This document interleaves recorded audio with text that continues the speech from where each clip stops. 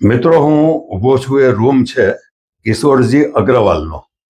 અને બહાર જે કાર્યક્રમ છે એ કિશોરજી અગ્રવાલને શ્રદ્ધાંજલિ રૂપે આ કાર્યક્રમ છે, જેમાં દેશભક્તિના ગીતો જ ગવાય છે. આ એમનો બેડરૂમ છે, તમે જુઓ છો.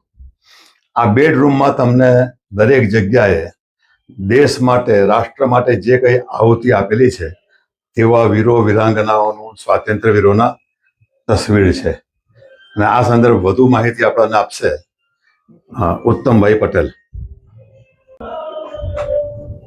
હું ઉત્તમ પટેલ સ્વર સાધના ગ્રુપ દ્વારા આજે આયોજિત કાર્યક્રમમાં સ્વર્ગસ્થ શ્રી કિશોરજી અગ્રવાલ, કે જેઓ એક રાષ્ટ્રવાદી વ્યક્તિ હતા, તેમની સાથે મને પરિચય તો હતો જ. તેઓ તન, મન અને ધનથી રાષ્ટ્રને સમર્પિત હતા. આજથી 1.5 મહિના પહેલા એમના પુત્ર મને મળ્યા હતા અને જાણવા મળ્યું કે એમનો જે બેડરૂમ હતો અને એની બાજુનો એક રૂમ, જે રૂમમાં આપણા દેશના મહાપુરુષો, શહીદો, આપણા રાજા મહારાજાઓ, જે મહાન રાજા મહારાજાઓ થઈ ગયા તે, અને સ્વતંત્ર સેનાનીઓ, આ બધાના ફોટા એમને એકત્ર કરીને એમના બેડરૂમમાં મળેલા હતા.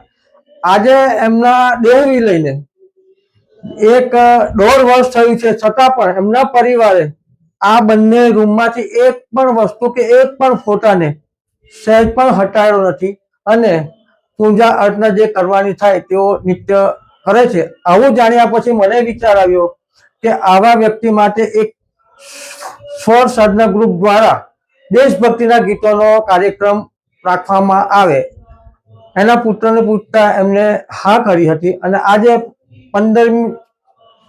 15મી ઓગસ્ટના દિવસે અમે રાષ્ટ્રભક્તિનો કાર્યક્રમ આપ્યો છે અમારા ગ્રુપ દ્વારા. અમારા ગ્રુપનું નામ સ્વર સાધના ગ્રુપ છે.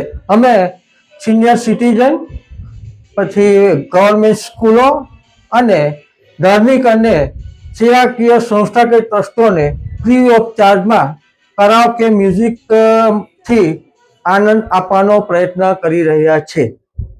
અસ્તુ.